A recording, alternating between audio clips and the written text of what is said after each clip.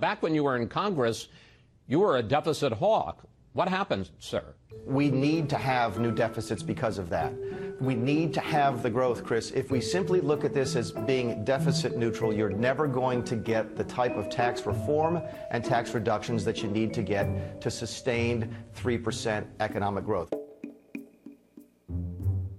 Everybody's going to have to participate in these cuts if we're going to make the serious inroads into the debt and the deficit that absolutely positively need to be made. This entire debt ceiling issue could be resolved in 48 hours. It could be finished by this weekend if the Senate would simply do the same thing that the House did, compromise, pass a debt ceiling increase, but add a constitutional amendment requiring a balanced budget. Thank you.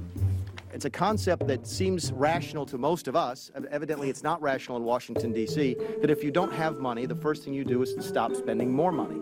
So what we've decided to do is offer a budget that sets discretionary spending at 931 and keeps it there until the budget balances. The risks to which we've exposed ourselves as a nation by running up this debt are real, and to turn around and have folks like the Atlantic and Lawrence Summers say really that we think the best thing to do now is borrow more money is just, quite frankly, absurd and completely devoid of common sense, an answer that only makes sense in this town.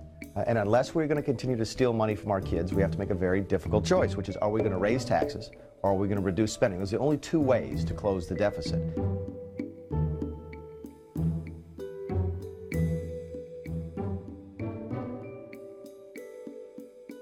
I've lived through a hurricane myself.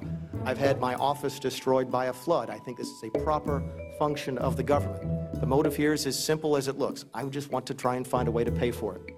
This is important. There's no question. Is it important enough to borrow money from China to do it?